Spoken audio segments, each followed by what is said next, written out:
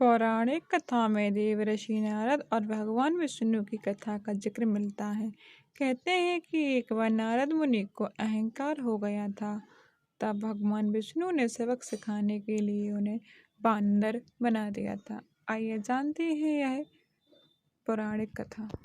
पौराणिक कथाओं में देवर्षि नारद का जिक्र अवश्य मिलता है। कहा जाता है उन्हें स्वयं ब्रह्मा ने जन्म दिया था। एक बार नारद ऋषि हिमालय में गंगा तट के पास स्थित गुफा में तपस्या कर रहे थे। उनकी कठोर तपस्या को देखकर इंद्रदेव भयभीत हो गए। उन्हें डर लगने लगा कहीं नारद तपस्या से उनका सिंहासन न छीन ले। इसलिए इंद्र ने कामदेव को धरती पर भेजा और नारद की तपस्या भंग करने के लिए कहा। कामदेव धरती पर आए और उन्होंने नारद के चारों ओर मनमोहक वातावरण बनाया। चारों तरफ सुगंधित पुष्पों की महक छा गई। बसंत ऋतु का मौसम आ गया। चिड़िया और अन्य पक्षी मधुर गुंजार करने लगी। धीमी धीमी मधुर हवाएं चलने लगी। स्वर्ग से अप्सराएं नृत्य करने लगी।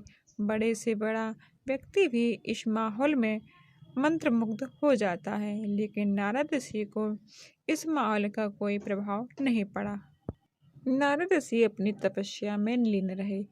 कामदेव का जादू देवर्षि नारद पर नहीं चला। कामदेव को डर सताने लगा कि कहीं नारद ऋषि उन्हें श्राप न दे दें। फिर कामदेव ने जाकर उन्हें क्षमा मांगी और नारद जी ने उन्हें क्षमा भी कर दिया।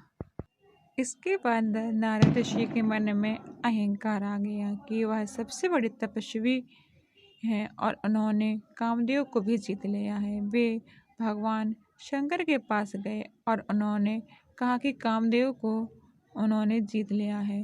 शिव जी को लगा कि नारद ऋषि को अहंकार आ गया है। उन्होंने नारद ऋषि से कहा कि ये बात आप मुझसे कह ली, लेकिन यह बात कभी विष्णु जी को कभी मत बताना। नारद ऋषि को शिव जी की यह बात अच्छी नहीं लगी। नारद ने सोचा कि शिव जी कैसी बात कर रहे हैं। मैंने इतनी बड़ी उपलब्धि हासिल की है और मैं किसी को ना बताऊं। वे वहां से विष्णु जी के पास पहुंचे और सारी बात बता दी। भगवान विष्णु को भी लग गया कि नारद अहंकारी हो गए हैं। उन्होंने नारद के अहंकार को दूर करने के लिए एक उपाय सोचा। विष्णु जी ने नारद ऋषि के रास्ते में एक सुंदर नगर बसाया।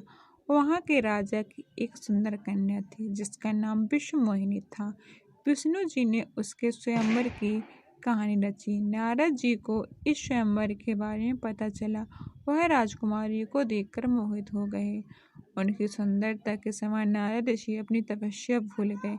उन्होंने तुरंत विष्णु जी का आवाहन किया। नारद ऋषि के समक्ष प्रकट हुए और नारद ऋषि ने विष्णु भगवान से कहा कि उन्हें सुंदर रूप दें कि स्वयंवर में राजकुमारी उन्हें ही चुने। विष्णु जी ने नारद जी से कहा, ठीक है, ऐसा ही होगा, जिससे तुम्हारा भला होगा। विष्णु जी के तथास्तु कहने के बाद नारद का मुख बंदर यानी बंदर के समान हो गया। नारद ऋषि को इस बात का बिल्कुल भी अंदाजा नहीं था। उन्हें लगा कि विष्णु भगवान ने उन्हें सुंदर रूप दे दिया है। वे खुशी खुशी स्वयंवर में गए। जैसे ही वे स्वयंवर में पहुंचे, कोई देखकर उन्हें हंसने लगा। नारद जी को यह माजरा समझ नहीं आया। बाद में भगवान विष्णु स्वयं प्रकट हुए और विश्वमोहिनी ने उनके गले में वरमाला डाल दी। यह देखकर नारद ऋषि को बहुत क्रोध आया। तब विश्वमोहिनी ने हंसकर कहा कि नारद जी, एक बार दर्पण में अपना मुख तो देख लीजिए।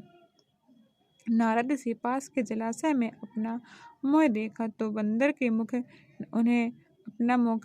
मुख के समान नजर आया। वे बहुत ही क्रोध आया। उन्होंने विष्णु भगवान को श्राप दे दिया और कहा, जिस प्रकार मुझे नारी का वियोग सहना पड़ा, उसी प्रकार आपको भी नारी का वियोग सहना पड़ेगा। जब भगवान विष्णु की लीला समाप्त हुई, नारद ऋषि का जब अहंकार खत्म हो गया, उन्हें अपनी गलती का एहसास हुआ। देवर्षि नारद ने भगवान विष्णु से क्षमा मांगी। कालांतर में भगवान राम ने विष्णु के अवतार के रूप में धरती पर जन्म लिया और कहते हैं कि नारद ऋषि के श्राप के कारण श्री राम को अपनी माता सीता का वियोग सहना पड़ा।